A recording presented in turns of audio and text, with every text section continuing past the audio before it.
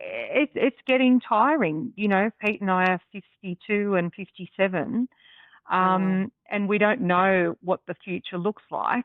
It's so daunting. We just got our supported independent living assessment done. I haven't even read 2 of the 48 pages or whatever that it is. So I don't even really know what that's actually even come out at. So this hypervigilance, this inability for parents to have any fraction of their day where their nervous system comes all the way down because there is this constant threat, which is that their child might be unsafe or might not have their needs met because their needs are complex. What if behaviour wasn't something to fix, but something to understand? Welcome to Behave, the podcast to relearn behaviour.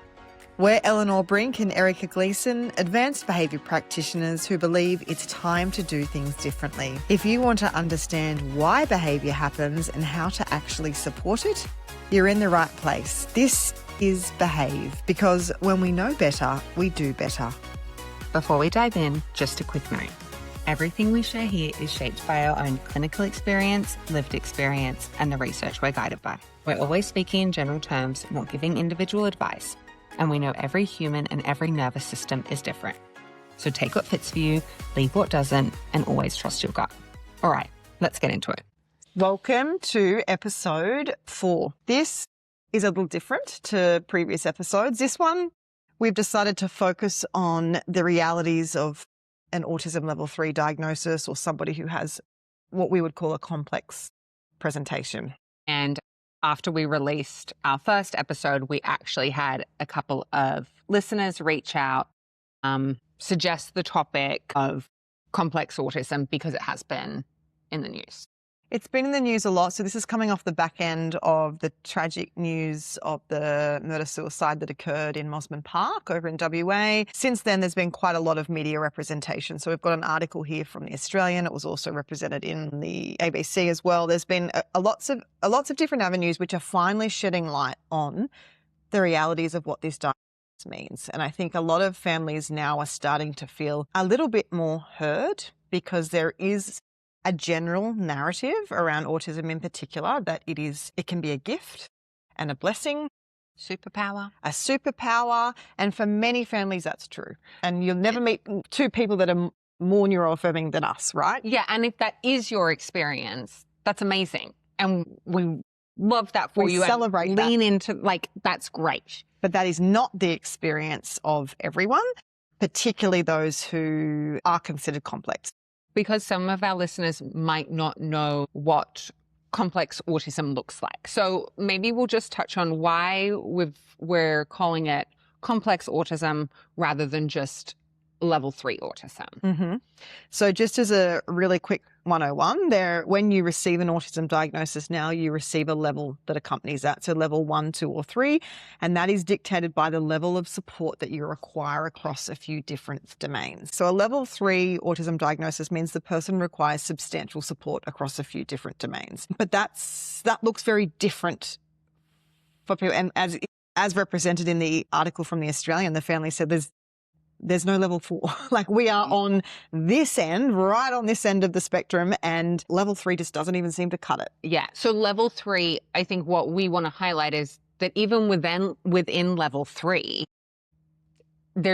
can be such varied presentation or such varied strengths and areas for support. Mm-hmm. So someone within the level 3 diagnosis may be speaking, but also may be non-speaking. They may be able to complete a self-care routine, but they may also not even be able to pick up a toothbrush when instructed. Now, not necessarily because they don't understand the instruction. There could be other complexities within that. So, and usually what we see with somebody who is on the autism spectrum is that they have a higher likelihood of having co-occurring conditions. So you might have somebody who has level 3 autism that also has epilepsy, Prader-Willi syndrome, intellectual disability, and a sleep disorder, for instance. So yes, that is their primary diagnosis, but they're more likely to have other co-occurring conditions as well. So this is not an episode where you're going to walk out of here going, wow, my toolkit is so full of new strategies. And this is more about, for the parents that are in this position, we want you to feel heard. We want you to know that people are now talking and we want to hear your experiences, and we want society to understand the lack of support and how hard it is for you. And for those that don't have somebody around them who fits into this category, maybe this is just more of an eye-opener episode for you. Yeah. Or maybe it's an episode that as a family you can share with somebody in your orbit who might benefit from learning a little bit more, or having an understanding that it's not just you guys in this, but there are lots of other families. Unfortunately, everyone tends to be isolated in their own little corners despite having this common experience. And we didn't want to come in and pretend to be the experts of what it looks like to have a child who falls into this category. So we have called upon one of the amazing mums that we support named Sarah. So we'll just cross over to a chat that we've had with her now, where she shares a little bit about the realities of life for her. You're in a position that a lot of families are probably in, where your son still lives at home with you, and it would cost the NDIS an incredible amount more for him to live in supported accommodation. Yep.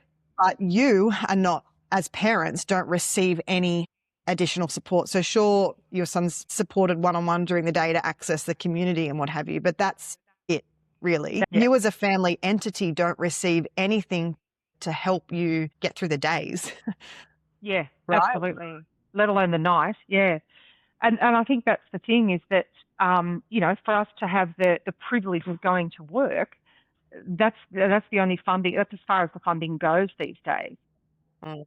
And the respite's pretty much gone. It's getting tiring. Pete and I are 52 and 57, and we don't know what the future looks like.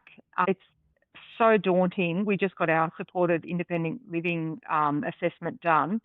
I haven't even read 2 of the 48 pages or whatever that it is. So I don't even really know what that's actually even come out at. Because you don't have the capacity to read that, right? Yep. And I think what puts you in a unique position to speak on this is that you've got 3 other sons who are of similar age to Patty. Correct. So it gives you a really good benchmark of what makes having a child who is very complex, what makes life particularly difficult for you or challenging.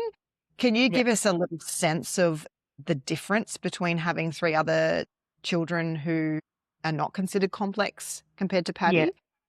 Yep. So Paddy is actually a twin, and his twin has an incredible, successful career now as a fully fledged solicitor.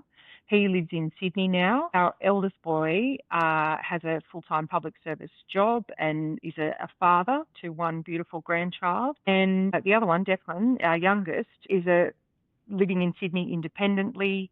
So we know how it looks. We know what we would love for him.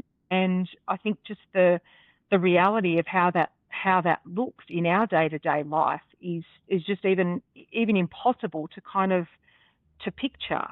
You fear what the care system is going to look like. You fear the carers and the supports that are available. And I was talking to Pete last night, and he sort of has this feeling that Paddy is about to turn 25 next month, and probably his best years are behind him. And that is just heartbreaking to think that it's only going to get trickier. He's only going to get more frustrated. There's only going to be more carers involved as we, lose our ability to care in the future if we have health issues. And that's just a horrific thing to think about. Like, productive, exciting times are probably behind him. Who'll look after him like a parent will. Who'll look after the personal care side of things. Like, we can't even get people to dry him properly after going to the swimming pool. So he's rashy, in his creases. Just, that absolute baseline of personal care. Who will get up in there and wipe his bum properly? Yeah. That stuff is just, and so therefore you don't even entertain the future that might involve support workers or carers or some full-time living situation, because you think, these people are just doing their shift. They're getting paid well, but really, like, who's going to care like a parent's going to care? It's horrific. Yeah. And I think, Patty's 25, and I think one of the challenges with the system is that there's this focus on early intervention supports. Correct. And then once they're 18 or even over 9, it's considered we can't learn, we're not going to focus on skill building and supporting. And then, it's just exactly what you're saying. You're isolated. There's a focus on early intervention, but that wasn't the focus when Paddy was 5. Even the thing when he was 5. So he even missed the boat for that entirely. Yeah. Because it was a little bit taboo back then. But interestingly, I was thinking of you because we've just done our podcast on nervous systems and that we're constantly now in a state of somewhat activation just by virtue of the way that we live our life. But that is just 1,000-fold for parents like you who can't really get a good night's sleep because you're in some state of hypervigilance because you're like, well, is Paddy going to escape out the window like he's done before? Is he going to have a seizure? Like worries that the average parent doesn't need to have.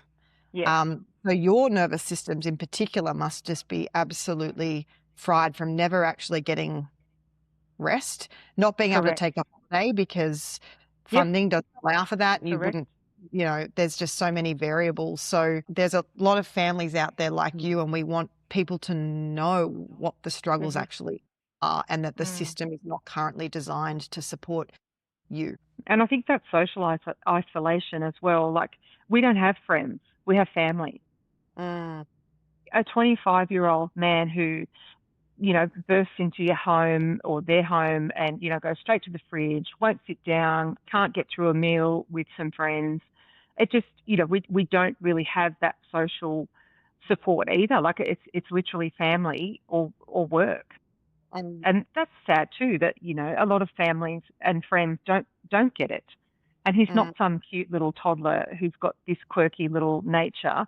He's a 25-year-old hairy little bastard who, storms through people's kitchens and fridges. And it's really tough. You take 2 cars everywhere because if he gets the shits, one of us is going to have to go. So, it's always a tag team of life as well. So, it would be lovely for people to get some sort of sense of that, what goes on in other people's lives.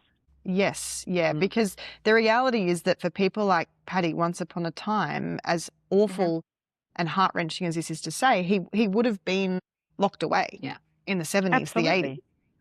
And so society would not have had that exposure to people who have complex needs like Pad. So we can forgive them for not having developed an understanding of what that's like because for many decades there just wasn't that exposure. But now life looks a bit different. So there's no excuse for people to try and educate But things themselves. haven't moved on. But things haven't moved on. Where the struggle is real. And what they're either living in a cell or living at home, but still can't access the community or only access the community in these tiny little subsections and they're not out and about in the world.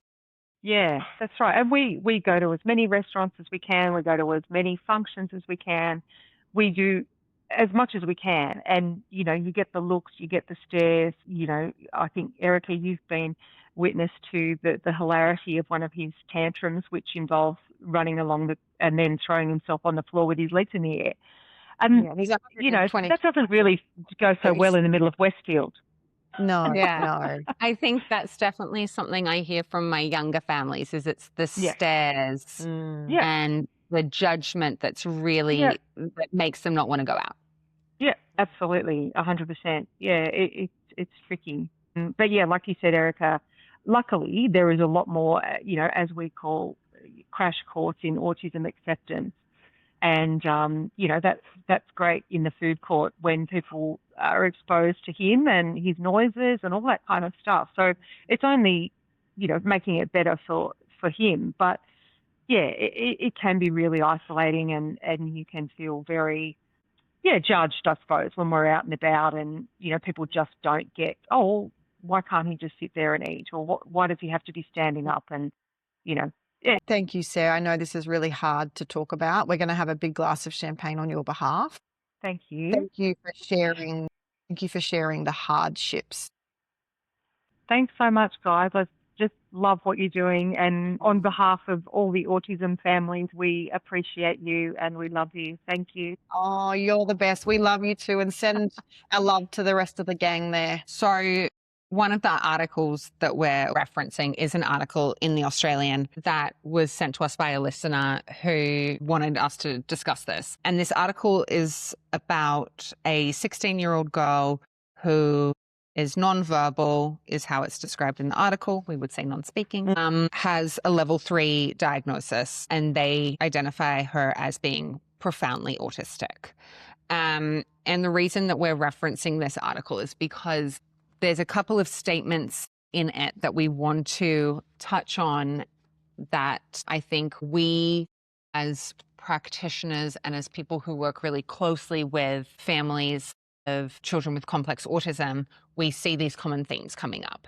One of the quotes in here is that the father says, "The level of hypervigilance required to keep her safe is unimaginable. Laura," who's the mum, "has to sleep with her every night. Maddie can attack her out of the blue. And when it happens, it's like watching a street fight. It's that vicious." So this hypervigilance, this inability for parents to have any fraction of their day where their nervous system comes all the way down because there is this constant threat, which is that their child might be unsafe or might not have their needs met because their needs are complex.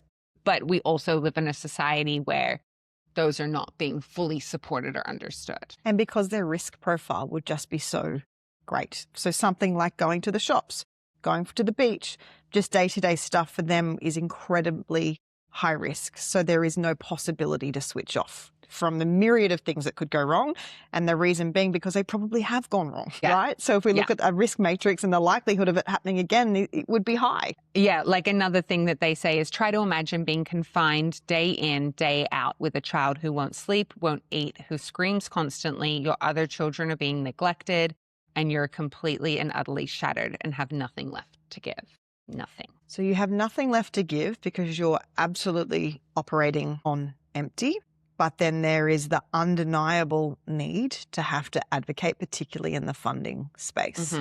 So parents are needing to fight more than they ever have for funding, but they're literally running on empty and aren't able to do that. So it's this really odd dichotomy that we're seeing because we talk about, families being our greatest assets. Support workers come and go, clinicians come and go, parents or family members are the one constant, but they are the ones not being supported. So if we look at this individual here who's 16, living at home with her family, for her to go out into a supported accommodation model would cost the NDIS literally hundreds and hundreds of thousands of dollars. Yep. So being at home with mum and dad from a taxpayer's perspective is seen to be great. Yeah. Mm-hmm. But mum and dad are not receiving anything in the way of support. I think in the article it also references like basic counselling is not even offered to them. Well, and I think especially where we see this is in this bracket. I mean, we see it over 18, but this bracket of under 18 where it's considered to be parental responsibility. Absolutely, yeah. And it is such a slap in the face to so many caregivers because when you're told these are the supports we need because of X, Y, and Z, and the NDIS turns around and says, actually, that's just your job as a parent. It's like, no, you don't know how hard I am trying and all the things I am doing. And let's talk about what the average parent has to do in terms of school pickup or whatever the particular thing is, and then look at what I have to do in terms of that. Particularly if I've got more than one child, it's actually impossible to meet multiple needs at once.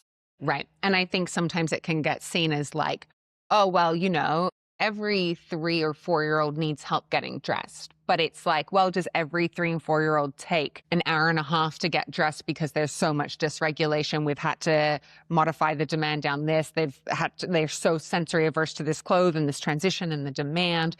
Like, it's more than just, oh, here, put your leg in your shorts. Like, so these families need to advocate more. We know the squeakiest wheel gets the most oil, but they literally have no squeak left. And what we are seeing, which is just frightful, are large-scale cuts across the industry for those that are considered most vulnerable or most complex. So one that is really pertinent is people that require 2-on-1 funding. So they might live in a supported accommodation model, for instance, and they require 2 staff on them at all times, supporting them. And we are just seeing those halved across the board. So I'm working with one participant in particular who has probably about 7 or 8 different diagnoses, but her 2 prominent ones are Prader-Willi syndrome, which is where somebody has an insatiable desire to eat and they don't ever feel full and they will bin dive. There will be behaviors that ensue around food. So every control needs to be so inedible tight. things too. Eat inedible right? things. She also has level 3 autism and a whole range of other disabilities, but her risk profile is extreme for every single domain. She requires 2-on-1 all the time. That's what we've had in place and it's been working. We're making great progress, and without any consultation, without any reference to the risk assessment or any documentation, her plan has been halved in terms of her support worker. So what we're seeing across the board is that, yes, that might look good from a financial point of view, and some taxpayers would be looking at this going, great, that's excellent. That's just saved me however many hundreds of thousands of dollars as a taxpayer. But then that financial burden, it's moved on to a different entity. So for instance, what will probably happen with her is she's dropped off at the hospital from the support provider who says, we can't meet these. This is unsafe for me. My staff are burning out. We're getting beat up. Her needs are not being met. This is the hospital's problem. So then it becomes a financial burden for the hospital. So it's just that financial burden becomes displaced rather than minimized. But when we look at what's the safest option for these people, for these individuals that have these complex diagnoses and behaviors, the safest option is that there's 2-to-1 support in that situation, right? The thorough risk assessment has been done. We've tried all the other options. This isn't taken lightly at this point because there have been so many events that have been significant, that have caused significant safety. On that, this article does reference that when we look at the case in Mossman Park, that family, one of their boys had their NDIS package cut by 75% with no justification as to why.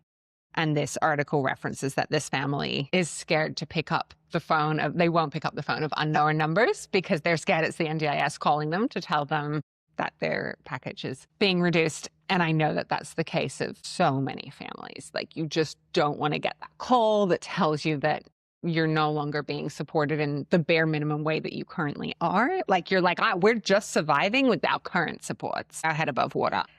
And there are lots of people who are in the position of wanting to appeal their current plan. So go for a change of circumstances. Maybe the family has broken down. Maybe they've been expelled from school. There is some sort of thing that occurs that would ordinarily warrant a change of circumstances, which is where you go back to the NDIS and say, my plan is not fit for purpose anymore. But so many families are not doing that despite needing to, because they're scared that there'll be a reevaluation and then the new planner will say, well, actually, you had more than what you should have had the first time around, so we're going to cut it even more, which is a legit fear because it happens all the time. So we talk about our families living in a state of hypervigilance. It's not only in relation to the needs of their child, but it's in relation to the funding piece that sits alongside of them. The individuals that we're talking about are not represented well in the media. They are, if you don't have somebody in your circle, we're probably talking about people you're not really well versed on. So if we think about media representation within of autism, where people typically think of Rain Man, like Sheldon, the doctor, I forget his name. House? I'm not sure. Oh, I don't know. I'm not a big TV buff. And that they all seem to fit a very similar mold.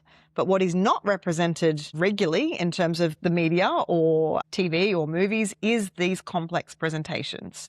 Yeah. And look, don't get us wrong. Any representation is great, right? Like, if we think of like Heartbreak High and them having an autistic character and that being played by an autistic individual, like, that is huge and that is amazing. And that is positive representation.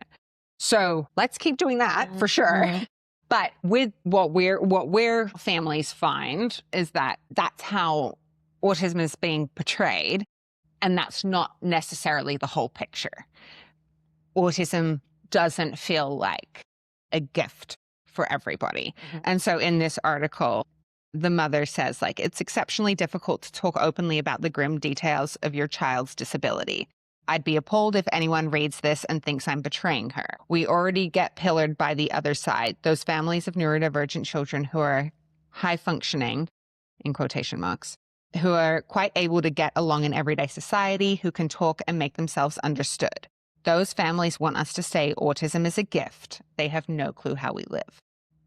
I think that'll hit home for a lot of our families who have a child with complex autism. One of the things that we hear all the time is about the loneliness that exists around this, and that it is difficult to maintain friendships because people just don't understand, because every single element of life is hard. And so investing time and energy into friendships, particularly with those who don't necessarily understand, is pretty low on the priority list. So it's heart-wrenching to think of what these families have to endure in terms of support needs for their child, advocating, the loneliness that sits around that. Like as Sarah spoke about earlier, even just like the fear of dying, because what would happen to my child if I wasn't here? Like that is an incredible burden to carry. And while they're younger, this idea of like, well, we have to learn all these skills now or they're never going to learn them and we're not going to have the support later. So we just have to go now. And it's so much pressure. But you also can understand why families feel this way, right? Because as we heard, like, who's going to care for my child like I do? Who's going to dry them properly and make sure they're clean? There's some amazing support workers out there who have that heart and love on their participants like they are family. But there's also people who are clocking in and clocking out and don't, I think, for playing devil's advocate, maybe don't really understand the risk involved when some of these things don't happen. Not necessarily wanting to disregard things that can be unsafe, but maybe don't know to dry between the toes, right? Like don't know where the cream has to go to make sure that there isn't a rash or an infection. Like no one wants to do a bad job, I don't think, most of the time, but these parents know what it's required. They've lived it, they've seen what happens when you don't dry between the toes. And imagine also telling that to probably over 100 support workers over your lifetime, right? Yeah. Each one, please dry between the toes. And trying to explain and get across why that's important. So that's another piece, I guess, that adds to the whole picture and why it's...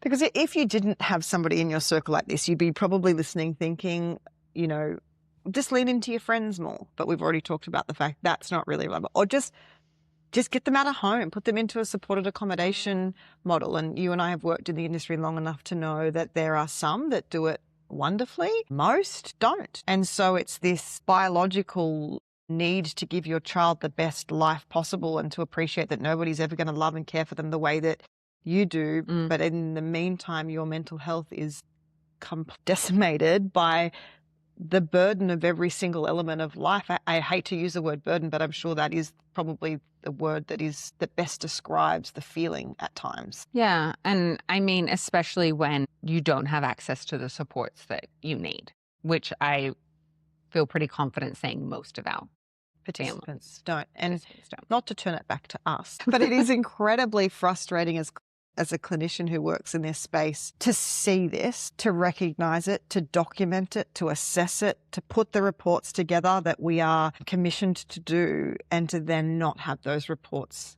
read, or for a coordinator or a planner to come back and say, no, but I think they'll be fine one-on-one. You're like, but I've just spent 20 hours assessing risk and putting the assessment together that indicates everything about what you've just said is so incredibly unsafe. Don't even worry about the human rights violation now. Like it's just not safe. It's not safe for the person and it's not safe for the staff either.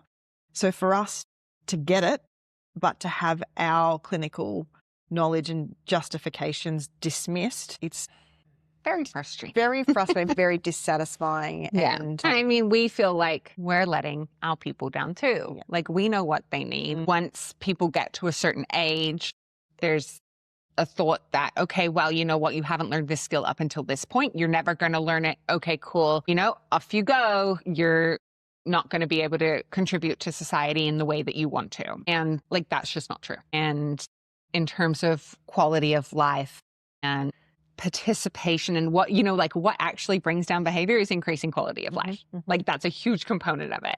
And when we look at our young adults who are not getting that quality of life factor supported or met because it's deemed that because they haven't done it up until now, they can't do it. That's contributing to the behavior and that's contributing to risk. Absolutely. And I think one of the things that we probably haven't touched on is there's the hypervigilance, there's the funding, there's the fact that everything is hard, there's the loneliness, but there's probably also this huge undertone of grief. Grief that life for my child is not going to look like what I had envisioned it was going to look like, that they are born into a world that doesn't support their way of thinking, right? Yeah. And the other one I've heard, which is heartbreaking, is then the guilt from having the grief, right? Because I know from all of my families, you love that child with every ounce of your being and you see all of these amazing things about them. And we do too. Like some of my kiddos, like you look at how incredible they are and all of the skills they have and all of the work that they do that goes into them being able to live their life and being able to navigate all of these challenges and all of that and their personalities and everything, right? But at some point you still have this sense of wish life could be easier for you. I wish this life wasn't going to be so hard for you. And that's where the grief comes in. And then there's this guilt of having those feelings and that meaning that you maybe don't love your child for all they are, which is not the case, right? No, they can run concurrently. Yeah. Yes. Yeah. Yeah. And sharing all that's been shared with me. So I'm not kind of saying speaking that that's my experience, but it just as somebody who works with these families and sees how incredible these parents are and how much they love their children and how much they are doing day in and day out to support their child. And then you see them feeling the back end, which of course they are. Like it's a human experience, of course. You just like want to wrap around and be like, no, you're so amazing. Because the only thing that keeps, literally the only thing that keeps these families getting up in the morning and going is love, right? That's all they're operating from at the end of the day. They've probably had an hour and a half sleep and their world feels like it's crumbling around them, but that's all that they've got to keep going. So for us, I guess we want the conversation to continue. We want families to feel like we see you, we hear you. People are beginning to develop an understanding of how fucking hard it is for you. Yeah. And I think where I've been totally reinforced is by being able to connect some of these families because everybody is living in isolation in their own corners of the world surviving. When you can connect people who, and it's hard. I have had a family say like, it's really hard because your kids have to get on, but then you guys have to get on too, right? Because when you're making friends as a family with a child with complex autism, everybody has to get along. And it's not just as simple as setting up a play date. It really is this full committal relationship. But when you can find other people who get it and other families and other people that you can spend time with where you don't have to explain a meltdown and you don't have to justify things. Yeah. And you know what? Someone pushes someone, but we just know that's kind of part of it. And we're practicing a learning opportunity, but no one's holding guilt or judgment. Yes, exactly. Yeah. And it just feels that emotionally safe. So that is where I think I've seen the most kind of come out. And if we can, I think we both have this idea of like, if we can create these places and environments. Communities. Yeah. Where people can connect and feel seen and feel safe. And like, I've had a family say like, we just need a location that has a fence. Like if there's a fence, then we're good because at least we know everyone's in the same area and no one can abscond. And we know what's possible. Like I've got a family that accesses the Autism Swim Dippers program and also comes to Hype, and has said to me, these two environments for us, these two communities have been life-changing because prior to this, we actually didn't have a safe space. We did not have a community where we felt welcomed and that we weren't being judged and that we were around our people. So whilst this all sounds doom and gloom, and it's certainly been an episode to talk about the hardships, to end on a positive note, there are things that we can do. And one of the things we can do as clinicians or as support people listening is to help build communities and support networks around these families. And affirming communities, like communities that are seeing potential and are based on like understanding and co-regulation and love. And as airy-fairy as that is, right? Because there's nothing worse than going in a community where you feel like your child isn't being seen for all that they are, or your person isn't being seen for all that they are. Okay. We hear you, we see you, and we love your children for absolutely all that they are. Bye. See you on the next step. Before we go, we'd like to acknowledge the Biripi people as the traditional custodians of the land on which we record. If this episode resonated, make sure you subscribe to Behave wherever you listen to your poddies, and follow us on Instagram for more conversations about behaviour. Our handle is @BehaveThePodcast. Thanks for being here. And remember, when we know better, we do better.